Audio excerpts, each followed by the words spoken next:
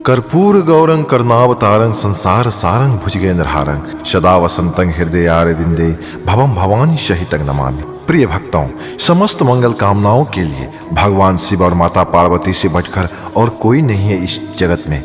देवों के देव महादेव सोमवार के दिन अपने भक्तों पर अतिशीघ्र प्रसन्न हो जाते हैं। इसीलिए भक्त को चाहिए कि सोमवार के दिन इनकी पूजा आराधना करे और इनके दिव्य मंत्र जाप का श्रवण करे, क्योंकि सोमवार के दिन अपने भक्त पर कृपा करने के लिए ही प्रकट होते हैं भोलेनाथ।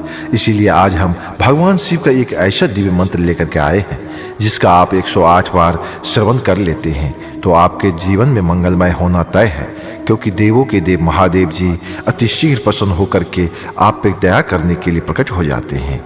ये मेरा दावा है, क्योंकि इस मंत्र से लाखों भक्तों ने अपनी मनोकामना को पूर्ण किया है। इसीलिए प्रिय भक्तों, आइए ये मनोकामना पूर्ण मंत्र का जाप का श्रवण कर लेते हैं। लेकिन याद रखिएगा, इस मंत्र को कम से कम 108 पर श्रवण जरूर कीजिएगा, तभी इसका पूरा लाभ हो पाएगा, अन्यथा नहीं हो पाएगा। मंत्र कुछ इस प्रकार से है, लेकिन इससे पहले अगर आपको वीडियो अच्छा लगे तो लाइक, सब्सक्राइब, शेयर और कमेंट करना नहीं भूलिएगा। कमेंट में हर हर महादेव लिख करके अपनी उपस्थिति जाहिर कीजिएगा। ओम त्र्यंबकं यजामहे सुगंधिं पुष्टिवर्धनम् उर्वारुकमिव बन्धनात् मृत्युर्मोक्षमामृतात्। ओम त्र्यंबकं यजामहे सुगंधिं पुष्टिवर्धनम् उर्वारुकमिव बन्धनात् मृत्युर्मोक्षमामृतात्। ओम त्र्यंबकं यजामहे सुगंधिं पुष्टिवर्धनम् उर्वारुकमिव बन्धनात् मृत्युर्मोक्षमामृतात्। ओम त्र्यंबकं यजामहे सुगंधिं पुष्टिवर्धनम् उर्वारुकमिव बन्धनात् मृत्युर्मोक्षमामृतात्। ओम त्र्यंबकं यजामहे सुगंधिं पुष्टिवर्धनम् उर्वारुकमिव बन्धनात् मृत्युर्मोक्षमामृतात्। ओम त्र्यंबकं यजामहे सुगंधिं पुष्टिवर्धनम् उर्वारुकमिव बन्धनात् मृत्युर्मोक्षमामृतात्। ओम त्र्यंबकं यजामहे सुगंधिं पुष्टिवर्धनम् उर्वारुकमिव बन्धनात् मृत्युर्मोक्षमामृतात्। ओम त्र्यंबकं यजामहे सुगंधिं पुष्टिवर्धनम् उर्वारुकमिव बन्धनात् मृत्युर्मोक्षमामृतात्। ओम त्र्यंबकं यजामहे सुगंधिं पुष्टिवर्धनम् उर्वारुकमिव बन्धनात् मृत्युर्मोक्षमामृतात्। ओम त्र्यंबकं यजामहे सुगंधिं पुष्टिवर्धनम् उर्वारुकमिव बन्धनात् मृत्युर्मोक्षमामृतात्। ओम त्र्यंबकं यजामहे सुगंधिं पुष्टिवर्धनम् उर्वारुकमिव बन्धनात् मृत्युर्मोक्षमामृतात्। ओम त्र्यंबकं यजामहे सुगंधिं पुष्टिवर्धनम् उर्वारुकमिव बन्धनात् मृत्युर्मोक्षमामृतात्। ओम त्र्यंबकं यजामहे सुगंधिं पुष्टिवर्धनम् उर्वारुकमिव बन्धनात् मृत्युर्मोक्षमामृतात्। ओम त्र्यंबकं यजामहे सुगंधिं पुष्टिवर्धनम् उर्वारुकमिव बन्धनात् मृत्युर्मोक्षमामृतात्। ओम त्र्यंबकं यजामहे सुगंधिं पुष्टिवर्धनम् उर्वारुकमिव बन्धनात् मृत्युर्मोक्षमामृतात्। ओम त्र्यंबकं यजामहे सुगंधिं पुष्टिवर्धनम् उर्वारुकमिव बन्धनात् मृत्युर्मोक्षमामृतात्। ओम त्र्यंबकं यजामहे सुगंधिं पुष्टिवर्धनम् उर्वारुकमिव बन्धनात् मृत्युर्मोक्षमामृतात्। ओम त्र्यंबकं यजामहे सुगंधिं पुष्टिवर्धनम् उर्वारुकमिव बन्धनात् मृत्युर्मोक्षमामृतात्। ओम त्र्यंबकं यजामहे सुगंधिं पुष्टिवर्धनम् उर्वारुकमिव बन्धनात् मृत्युर्मोक्षमामृतात्। ओम त्र्यंबकं यजामहे सुगंधिं पुष्टिवर्धनम् उर्वारुकमिव बन्धनात् मृत्युर्मोक्षमामृतात्। ओम त्र्यंबकं यजामहे सुगंधिं पुष्टिवर्धनम् उर्वारुकमिव बन्धनात् मृत्युर्मोक्षमामृतात्। ओम त्र्यंबकं यजामहे सुगंधिं पुष्टिवर्धनम् उर्वारुकमिव बन्धनात् मृत्युर्मोक्षमामृतात्। ओम त्र्यंबकं यजामहे सुगंधिं पुष्टिवर्धनम् उर्वारुकमिव बन्धनात् मृत्योर्मोक्षमामृतात्। ॐ त्र्यम्बकं यजामहे सुगन्धिं पुष्टिवर्धनम् उर्वारुकमिव बन्धनात् मृत्योर्मोक्षमामृतात्।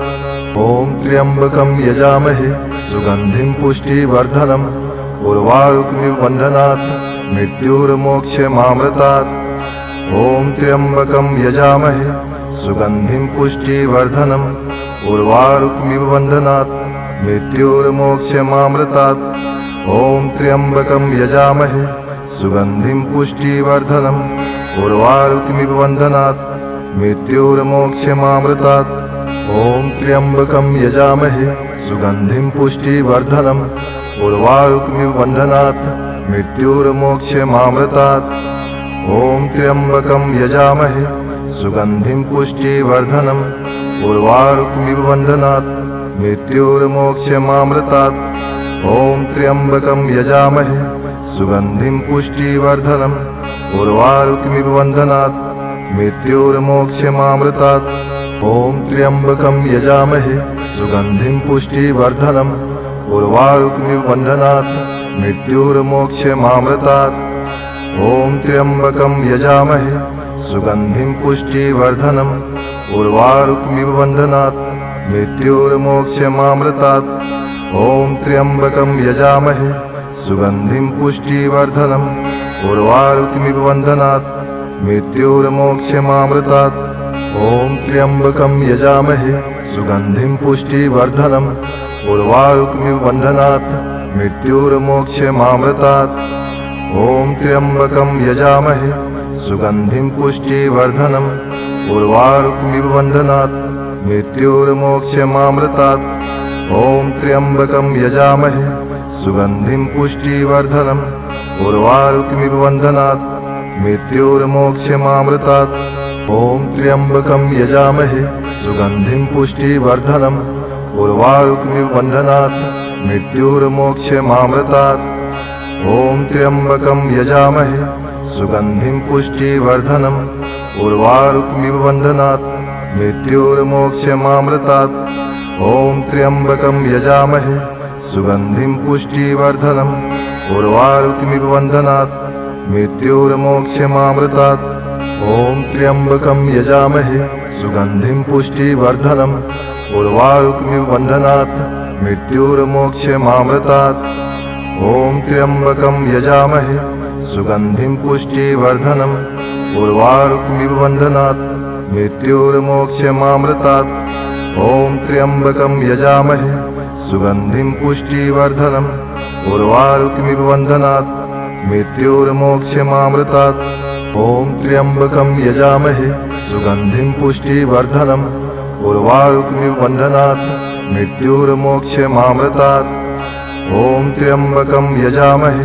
सुगन्धिं पुष्टिवर्धनम् उर्वारुकमिव बन्धनात् मृत्योर्मोक्षमामृतात्।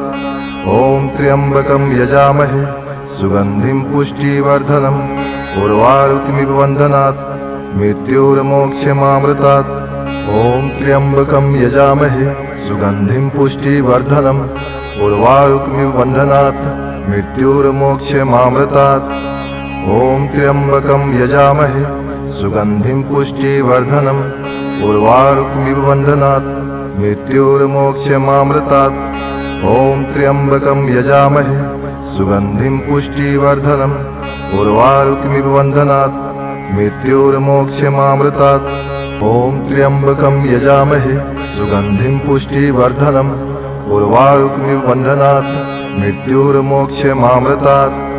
ॐ त्र्यम्बकं यजामहे सुगन्धिं पुष्टिवर्धनम् उर्वारुकमिव बन्धनात् मृत्योर्मोक्षमामृतात्। ॐ त्र्यम्बकं यजामहे सुगन्धिं पुष्टिवर्धनम् उर्वारुकमिव बन्धनात् मृत्योर्मोक्षमामृतात्। ॐ त्र्यम्बकं यजामहे सुगन्धिं पुष्टिवर्धनम् उर्वारुकमिव बन्धनात् मृत्योर्मोक्षमामृतात्। ॐ त्र्यम्बकं यजामहे सुगन्धिं पुष्टिवर्धनम् उर्वारुकमिव बन्धनात् मृत्योर्मोक्षमामृतात्। ॐ त्र्यम्बकं यजामहे सुगन्धिं पुष्टिवर्धनम् उर्वारुकमिव बन्धनात् मृत्योर्मोक्षमामृतात्। ॐ त्र्यम्बकं यजामहे सुगन्धिं पुष्टिवर्धनम् उर्वारुकमिव बन्धनात् मृत्योर्मोक्षमामृतात्। ॐ त्र्यम्बकं यजामहे सुगन्धिं पुष्टिवर्धनम् उर्वारुकमिव बन्धनात् मृत्योर्मोक्षमामृतात्। ॐ त्र्यम्बकं यजामहे सुगन्धिं पुष्टिवर्धनम् उर्वारुकमिव बन्धनात् मृत्योर्मोक्षमामृतात्। ॐ त्र्यम्बकं यजामहे सुगन्धिं पुष्टिवर्धनम् उर्वारुकमिव बन्धनात् मृत्योर्मोक्षमामृतात्। ॐ त्र्यम्बकं यजामहे सुगन्धिं पुष्टिवर्धनम् उर्वारुकमिव बन्धनात् मृत्योर्मोक्षमामृतात्। ॐ त्र्यम्बकं यजामहे सुगन्धिं पुष्टिवर्धनम् उर्वारुकमिव बन्धनात् मृत्योर्मोक्षमामृतात्। ॐ त्र्यम्बकं यजामहे सुगन्धिं पुष्टिवर्धनम् उर्वारुकमिव बन्धनात् मृत्योर्मोक्षमामृतात्। ॐ त्र्यम्बकं यजामहे सुगन्धिं पुष्टिवर्धनम् उर्वारुकमिव बन्धनात् मृत्योर्मोक्षमामृतात्। ॐ त्र्यम्बकं यजामहे सुगन्धिं पुष्टिवर्धनम् उर्वारुकमिव बन्धनात् मृत्योर्मोक्षमामृतात्। ॐ त्र्यम्बकं यजामहे सुगन्धिं पुष्टिवर्धनम् उर्वारुकमिव बन्धनात् मृत्योर्मोक्षमामृतात्। ॐ त्र्यम्बकं यजामहे सुगन्धिं पुष्टिवर्धनम् उर्वारुकमिव बन्धनात् मृत्योर्मोक्षमामृतात्। ॐ त्र्यम्बकं यजामहे सुगन्धिं पुष्टिवर्धनम् उर्वारुकमिव बन्धनात् मृत्योर्मोक्षमामृतात्। ॐ त्र्यम्बकं यजामहे सुगन्धिं पुष्टिवर्धनम् उर्वारुकमिव बन्धनात् मृत्योर्मोक्षमामृतात्। ॐ त्र्यम्बकं यजामहे सुगन्धिं पुष्टिवर्धनम् उर्वारुकमिव बन्धनात् मृत्योर्मोक्षमामृतात्। ॐ त्र्यम्बकं यजामहे सुगन्धिं पुष्टिवर्धनम् उर्वारुकमिव बन्धनात् मृत्योर्मोक्षमामृतात्। ॐ त्र्यम्बकं यजामहे सुगन्धिं पुष्टिवर्धनम् उर्वारुकमिव बन्धनात् मृत्योर्मोक्षमामृतात्। ॐ त्र्यम्बकं यजामहे सुगन्धिं पुष्टिवर्धनम् उर्वारुकमिव बन्धनात् मृत्योर्मोक्षमामृतात्। ॐ त्र्यम्बकं यजामहे सुगन्धिं पुष्टिवर्धनम् उर्वारुकमिव बन्धनात् मृत्योर्मोक्षमामृतात्। ॐ त्र्यम्बकं यजामहे सुगन्धिं पुष्टिवर्धनम् उर्वारुकमिव बन्धनात् मृत्योर्मोक्षमामृतात्। ॐ त्र्यम्बकं यजामहे सुगन्धिं पुष्टिवर्धनम् उर्वारुकमिव बन्धनात् मृत्योर्मोक्षमामृतात्। ॐ त्र्यम्बकं यजामहे सुगन्धिं पुष्टिवर्धनम् उर्वारुकमिव बन्धनात् मृत्योर्मोक्षमामृतात्। ॐ त्र्यम्बकं यजामहे सुगन्धिं पुष्टिवर्धनम् उर्वारुकमिव बन्धनात् मृत्योर्मोक्षमामृतात्। ॐ त्र्यम्बकं यजामहे सुगन्धिं पुष्टिवर्धनम् उर्वारुकमिव बन्धनात् मृत्योर्मोक्षमामृतात्। ॐ त्र्यम्बकं यजामहे सुगन्धिं पुष्टिवर्धनम् उर्वारुकमिव बन्धनात् मृत्योर्मोक्षमामृतात्। ॐ त्र्यम्बकं यजामहे सुगन्धिं पुष्टिवर्धनम् उर्वारुकमिव बन्धनात् मृत्योर्मोक्षमामृतात्। ॐ त्र्यम्बकं यजामहे सुगन्धिं पुष्टिवर्धनम् उर्वारुकमिव बन्धनात् मृत्योर्मोक्षमामृतात्। ॐ त्र्यम्बकं यजामहे सुगन्धिं पुष्टिवर्धनम् उर्वारुकमिव बन्धनात् मृत्योर्मोक्षमामृतात्। ॐ त्र्यम्बकं यजामहे सुगन्धिं पुष्टिवर्धनम् उर्वारुकमिव बन्धनात् मृत्योर्मोक्षमामृतात्। ॐ त्र्यम्बकं यजामहे सुगन्धिं पुष्टिवर्धनम् उर्वारुकमिव बन्धनात् मृत्योर्मोक्षमामृतात्। ॐ त्र्यम्बकं यजामहे सुगन्धिं पुष्टिवर्धनम् उर्वारुकमिव बन्धनात् मृत्योर्मोक्षमामृतात्। ॐ त्र्यम्बकं यजामहे सुगन्धिं पुष्टिवर्धनम् उर्वारुकमिव बन्धनात् मृत्युर्मोक्षमामृतात्। ॐ त्र्यम्बकं यजामहे सुगन्धिं पुष्टिवर्धनम् उर्वारुकमिव बन्धनात् मृत्युर्मोक्षमामृतात्।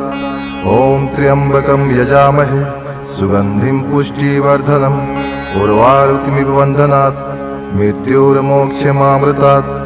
ॐ त्र्यम्बकं यजामहे सुगन्धिं पुष्टिवर्धनम् उर्वारुकमिव बन्धनात् मृत्युर्मोक्षमामृतात्। ॐ त्र्यम्बकं यजामहे सुगन्धिं पुष्टिवर्धनम् उर्वारुकमिव बन्धनात् मृत्युर्मोक्षमामृतात्। ॐ त्र्यम्बकं यजामहे सुगन्धिं पुष्टिवर्धनम् उर्वारुकमिव बन्धनात् मृत्युर्मोक्षमामृतात्। ॐ त्र्यम्बकं यजामहे सुगन्धिं पुष्टिवर्धनम् उर्वारुकमिव बन्धनात् मृत्युर्मोक्षमामृतात्। ॐ त्र्यम्बकं यजामहे सुगन्धिं पुष्टिवर्धनम् उर्वारुकमिव बन्धनात् मृत्युर्मोक्षमामृतात्। ॐ त्र्यम्बकं यजामहे सुगन्धिं पुष्टिवर्धनम् उर्वारुकमिव बन्धनात् मृत्युर्मोक्षमामृतात्। ॐ त्र्यम्बकं यजामहे सुगन्धिं पुष्टिवर्धनम् उर्वारुकमिव बन्धनात् मृत्युर्मोक्षमामृतात्। ॐ त्र्यम्बकं यजामहे सुगन्धिं पुष्टिवर्धनम् उर्वारुकमिव बन्धनात् मृत्युर्मोक्षमामृतात्। ॐ त्र्यम्बकं यजामहे सुगन्धिं पुष्टिवर्धनम् उर्वारुकमिव बन्धनात् मृत्युर्मोक्षमामृतात्। ॐ त्र्यम्बकं यजामहे सुगन्धिं पुष्टिवर्धनम् उर्वारुकमिव बन्धनात् मृत्युर्मोक्षमामृतात्। ॐ त्र्यम्बकं यजामहे सुगन्धिं पुष्टिवर्धनम् उर्वारुकमिव बन्धनात् मृत्युर्मोक्षमामृतात्। ॐ त्र्यम्बकं यजामहे सुगन्धिं पुष्टिवर्धनम् उर्वारुकमिव बन्धनात् मृत्युर्मोक्षमामृतात्। ॐ त्र्यम्बकं यजामहे सुगन्धिं पुष्टिवर्धनम् उर्वारुकमिव बन्धनात् मृत्युर्मोक्षमामृतात्। ॐ त्र्यम्बकं यजामहे सुगन्धिं पुष्टिवर्धनम् उर्वारुकमिव बन्धनात् मृत्युर्मोक्षमामृतात्। ॐ त्र्यम्बकं यजामहे सुगन्धिं पुष्टिवर्धनम् उर्वारुकमिव बन्धनात् मृत्युर्मोक्षमामृतात्। ॐ त्र्यम्बकं यजामहे सुगन्धिं पुष्टिवर्धनम् उर्वारुकमिव बन्धनात् मृत्युर्मोक्षमामृतात्। ॐ त्र्यम्बकं यजामहे सुगन्धिं पुष्टिवर्धनम् उर्वारुकमिव बन्धनात् मृत्युर्मोक्षमामृतात्। ॐ त्र्यम्बकं यजामहे सुगन्धिं पुष्टिवर्धनम् उर्वारुकमिव बन्धनात् मृत्युर्मोक्षमामृतात्। ॐ त्र्यम्बकं यजामहे सुगन्धिं पुष्टिवर्धनम् उर्वारुकमिव बन्धनात् मृत्युर्मोक्षमामृतात्। ॐ त्र्यम्बकं यजामहे सुगन्धिं पुष्टिवर्धनम् उर्वारुकमिव बन्धनात् मृत्युर्मोक्षमामृतात्।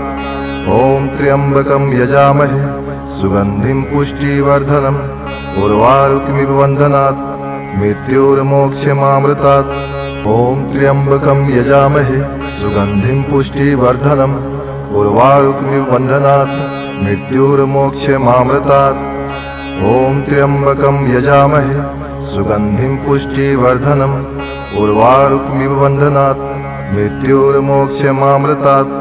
ॐ त्र्यम्बकं यजामहे सुगन्धिं पुष्टिवर्धनम् उर्वारुकमिव बन्धनात् मृत्युर्मोक्षमामृतात्। ॐ त्र्यम्बकं यजामहे सुगन्धिं पुष्टिवर्धनम् उर्वारुकमिव बन्धनात् मृत्युर्मोक्षमामृतात्। ॐ त्र्यम्बकं यजामहे सुगन्धिं पुष्टिवर्धनम् उर्वारुकमिव बन्धनात् मृत्युर्मोक्षमामृतात्। ॐ त्र्यम्बकं यजामहे सुगन्धिं पुष्टिवर्धनम् उर्वारुकमिव बन्धनात् मृत्युर्मोक्षमामृतात्।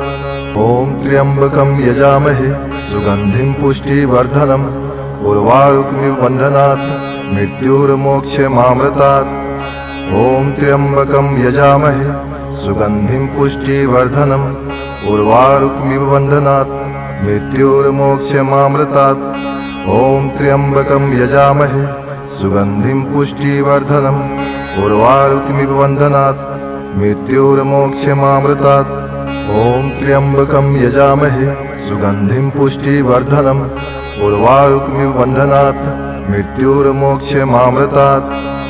ॐ त्र्यम्बकं यजामहे सुगन्धिं पुष्टिवर्धनम् उर्वारुकमिव बन्धनात् मृत्योर्मोक्षमामृतात्।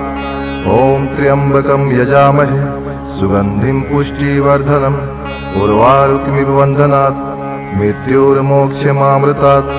ॐ त्र्यम्बकं यजामहे सुगन्धिं पुष्टिवर्धनम् उर्वारुकमिव बन्धनात् मृत्योर्मोक्षमामृतात्। ॐ त्र्यम्बकं यजामहे सुगन्धिं पुष्टिवर्धनम् उर्वारुकमिव बन्धनात् मृत्योर्मोक्षमामृतात्। ॐ त्र्यम्बकं यजामहे सुगन्धिं पुष्टिवर्धनम् उर्वारुकमिव बन्धनात् मृत्योर्मोक्षमामृतात्। ॐ त्र्यम्बकं यजामहे सुगन्धिं पुष्टिवर्धनम् उर्वारुकमिव बन्धनात् मृत्योर्मोक्षमामृतात्।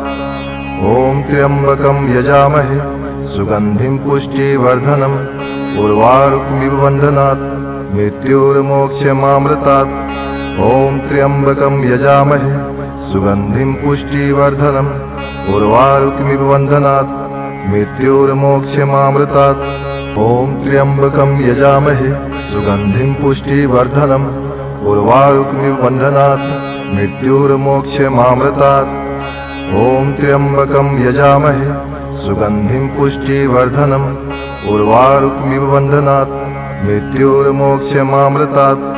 ॐ त्र्यम्बकं यजामहे सुगन्धिं पुष्टिवर्धनम् उर्वारुकमिव बन्धनात् मृत्योर्मोक्षमामृतात्। ॐ त्र्यम्बकं यजामहे सुगन्धिं पुष्टिवर्धनम् उर्वारुकमिव बन्धनात् मृत्योर्मोक्षमामृतात्। ॐ त्र्यम्बकं यजामहे सुगन्धिं पुष्टिवर्धनम् उर्वारुकमिव बन्धनात् मृत्योर्मोक्षमामृतात्। ॐ त्र्यम्बकं यजामहे सुगन्धिं पुष्टिवर्धनम् उर्वारुकमिव बन्धनात् मृत्योर्मोक्षमामृतात्। ॐ त्र्यम्बकं यजामहे सुगन्धिं पुष्टिवर्धनम् उर्वारुकमिव बन्धनात् मृत्योर्मोक्षमामृतात्। ॐ त्र्यम्बकं यजामहे सुगन्धिं पुष्टिवर्धनम् उर्वारुकमिव बन्धनात् मृत्योर्मोक्षमामृतात्। ॐ त्र्यम्बकं यजामहे सुगन्धिं पुष्टिवर्धनम् उर्वारुकमिव बन्धनात् मृत्योर्मोक्षमामृतात्। ॐ त्र्यम्बकं यजामहे सुगन्धिं पुष्टिवर्धनम् उर्वारुकमिव बन्धनात् मृत्योर्मोक्षमामृतात्। ॐ त्र्यम्बकं यजामहे सुगन्धिं पुष्टिवर्धनम् उर्वारुकमिव बन्धनात् मृत्योर्मोक्षमामृतात्। ॐ त्र्यम्बकं यजामहे सुगन्धिं पुष्टिवर्धनम् उर्वारुकमिव बन्धनात् मृत्योर्मोक्षमामृतात्। ॐ त्र्यम्बकं यजामहे सुगन्धिं पुष्टिवर्धनम् उर्वारुकमिव बन्धनात् मृत्योर्मोक्षमामृतात्। ॐ त्र्यम्बकं यजामहे सुगन्धिं पुष्टिवर्धनम् उर्वारुकमिव बन्धनात् मृत्योर्मोक्षमामृतात्। ॐ त्र्यम्बकं यजामहे सुगन्धिं पुष्टिवर्धनम् उर्वारुकमिव बन्धनात् मृत्योर्मोक्षमामृतात्। ॐ त्र्यम्बकं यजामहे सुगन्धिं पुष्टिवर्धनम् उर्वारुकमिव बन्धनात् मृत्योर्मोक्षमामृतात्। ॐ त्र्यम्बकं यजामहे सुगन्धिं पुष्टिवर्धनम् उर्वारुकमिव बन्धनात् मृत्योर्मोक्षमामृतात्। ॐ त्र्यम्बकं यजामहे सुगन्धिं पुष्टिवर्धनम् उर्वारुकमिव बन्धनात् मृत्योर्मोक्षमामृतात्।